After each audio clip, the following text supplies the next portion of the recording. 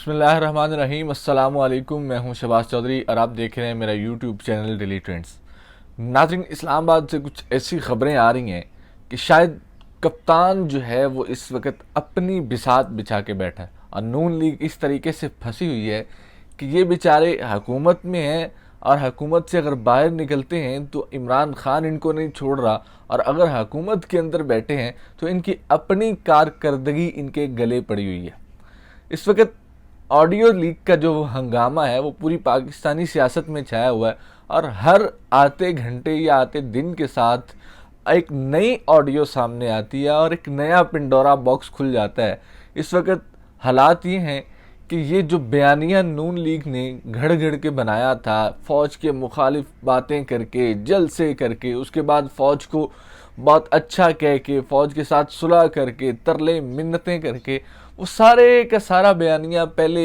एक लेफ़्ट पे था, फिर राइट पे आया, फिर उसके बाद एक मिडल का रास्ता अपनाया गया और मिडल का रास्ता अपना के अब हुकूमत ली गई। तो उस हुकूमत के मिलने के बाद जो वो सारा बयानिया था, अब उसको वो जो बयानिया है वो बिल्कुल ख़त्म होता नज़र आ रहा है और वो जो बयानिया है वो साइड पे है और ख़त्म होता इसलिए नज़र आ रहा है कि कल मरियम नवाज़ की एक और ऑडियो लीक सामने आई है। ऑडियो लीक क्या है? ऑडियो लीक आजकल इसहाक डार साहब के भी बड़े चर्चे हैं। इसहाक डार साहब को वापस लाने के लिए ऑडियो लीक है और मरियम नवाज़ ये बता रही हैं कि किस तरीके से उन्होंने बड़ी मेहनत की है और 1 महीना मेहनत करके फ़ौज के साथ सुलह की है और उनको इस बात पे कायल किया है कि जी हमें इसहाक डार को वापस लाना है और इसहाक डार को वापस लाने की इजाज़त दी जाए। और वो जो शहबाज शरीफ साहब हैं वो आगे से ये कहते हैं कि जी जिस जज के पास इसहाक डार साहब के केस है उनके ख़िलाफ़ भी रिपोर्ट बनाना बड़ा ज़रूरी है।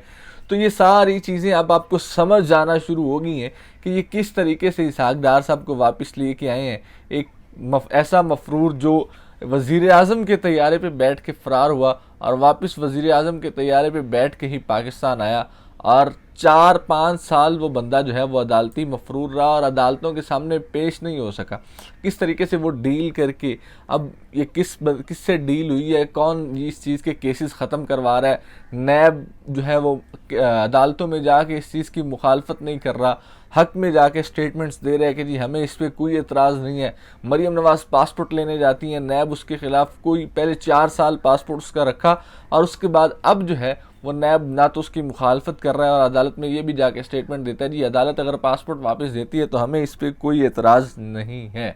तो ये किस तरीके से इस टाइम जो है वो नून लीग बौखलाहट का शिकार हो चुकी है और अपने पाँव पे कुल्हाड़ी मार रही है। दूसरी जानिब इमरान खान साहब है वो शायद नून लीग को थका थका के मारने का उनका एक प्लान है कि वो आज यही इमरान खान साहब थे कि जिन्हें 4 से 5 महीने पहले जब ये हुकूमत तहरीक अदम एतमाद लेके आ रही थी तो ये लोग कहते थे कि जी इमरान खान साहब को बाहर हेलमेट पहन के निकलना पड़ेगा, अवाम में निकल नहीं सकेंगे, अवाम ये कर देगी वो कर देगी। आज वही इमरान खान अवाम के सर पे बैठ के अवाम के सर पे इस कदर मजबूत हो चुका है कि इस्लामाबाद के अंदर शायद खेल भी उसी का है, बिसात भी उसी की बिछाई हुई है और ये सब लोग उसी के खेल को खेल रहे हैं कि वो जब चाहे खेल को उलट दे। अभी लॉन्ग मार्च की तारीख का ऐलान भी करना है इमरान खान साहब ने और लॉन्ग मार्च के बारे में बड़ी बातें हो रही हैं। इमरान खान साहब ने ये बात की हुई है कि ये लॉन्ग मार्च आखिरी लॉन्ग मार्च होगा। उससे पहले बहुत सारे लोग ये कोशिश कर रहे हैं कि लॉन्ग मार्च की नौबत ही ना आए, क्योंकि अगर लॉन्ग मार्च की नौबत आती है तो नून लीग ने अपना इक़्तिदार बचाने के लिए कुछ ना कुछ तो करेगी, लॉन्ग मार्च को रोकने के लिए कुछ ना कुछ तो करेगी, चाहे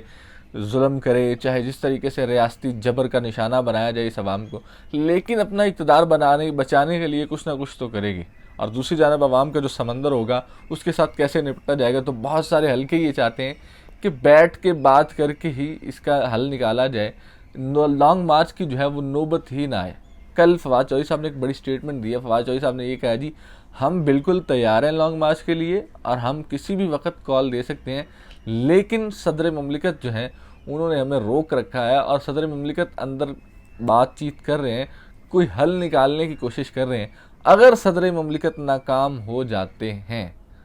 तो फिर हमारे पास लॉन्ग मार्च के लिए अलावा कोई ऑप्शन नहीं होगा और हम लॉन्ग मार्च की तरफ जाएंगे।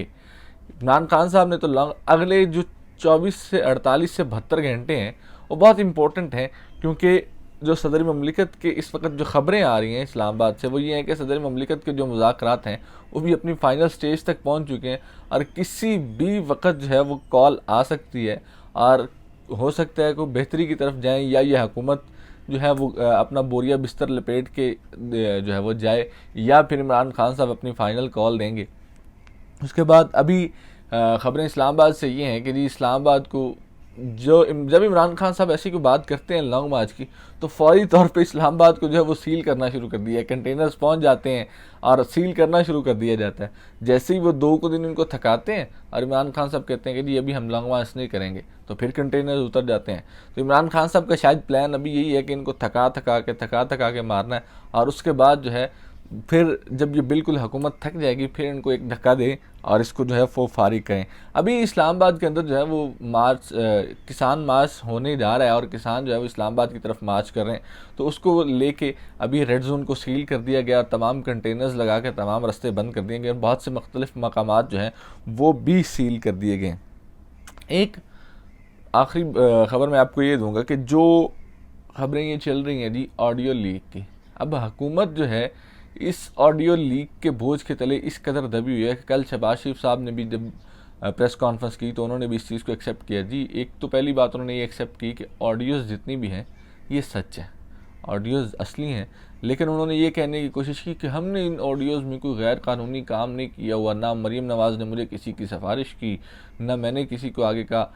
हर जितनी भी नून ली गई ये हमेशा एक ही ऑडियो को, वो सबसे पहले आई थी पावर प्लांट वाली, उसको लेके बैठी। उसके बाद बहुत सारी ऑडियोज़ आ चुकी हैं, इलेक्शन कमीशन वाली ऑडियो आ चुकी है। इमरान खान साहब ये बात कह रहे हैं कि इलेक्शन कमीशन अब मुतनाज़ा हो चुका है और इस बात की पे मोहर लग चुकी है कि इलेक्शन कमीशन नून लीग के एक विंग के तौर पे काम कर रहा है, इसलिए इलेक्शन कमिश्नर को रिज़ाइन कर देना चाहिए। उसके बाद मरीम नवाज़ की कल एक हेल्थ कार्ड वाली वीडियो ऑडियो सामने आई, आज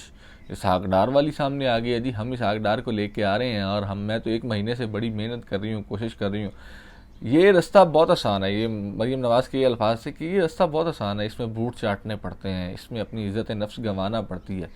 और उन्होंने ये बात भी की थी वो रास्ता मुझे बहुत अच्छे से आता है, और जो रास्ता उन्हें अच्छे से आता था वो रास्ता उन्होंने अपना लिया है। और अब ये कहा जा रहा है जी पाकिस्तान मुस्लिम लीग नून एक और नया बयानिया बनाने की कोशिश कर रही है, और ये कोशिश कर रही है किसी न किसी तरीके से ये जितनी भी ऑडियो लीक्स हैं, ये जितनी भी ये ऑडियोज़ का स्कैंडल है, इस सारे मलबे को उठा के फैज़ हमीद साहब के ऊपर डाला जाए। हमेशा वो यही कहते हैं कि जी ये आर्मी चीफ़ की तकर्री को मुतनाज़ा बनाने के लिए कर रहे हैं। कल मुबशर लुकमान साहब आजकल मुस्लिम लीग नून के बड़े जो है फेवरेट सहाफ़ी हैं, और उन्होंने भी ये बात की अपने वीलॉग में कि जी ये जितना भी कुछ हो रहा है ये जनरल फैज़ हमीद की माँ पर हो रहा है, और आईबी की ज़िम्मे होती है वज़ीर आज़म की सिक्योरिटी, और 2 दिन में वो 1 दिन में वो 2 बार इंस्पेक्शन करते हैं, तो ये जनरल फैज़ हमीद साहब ये कर रहे हैं। और उसके बाद मुस्लिम लीग नून के डिफरेंट जो मुख्तलिफ रहनुमा हैं वो भी ये बयान दे रहे हैं कि जी जितनी मर्जी ऑडियो सामने आ जाए आर्मी चीफ़ की तकर्री वज़ीर आज़म ही करेंगे। अब आपको समझ आ रही होगी कि ये ऑडियोज़ का आना, इमरान खान साहब का लॉन्ग मार्च डिले करना और हुकूमत का ये बातें करना कि जितनी मर्ज़ी ऑडियोज़ आ जाएं और हम वज़ीर आज़म ही आर्मी चीफ़ की तकर्री करेंगे, इससे एक बात वाज़े हो गई है कि हुकूमत और इस वक्त इस्टेब्लिशमेंट एक पेज पे तो बिल्कुल भी नहीं है, और लड़ाई चल रही है किसी न किसी बात के ऊपर, और किसी भी वक्त ये बिसात लपेट के घर भेज दिया जा सकता है। इसी के साथ मुझे दीजिए इजाज़त और देखते रहिए डेली ट्रेंड्स।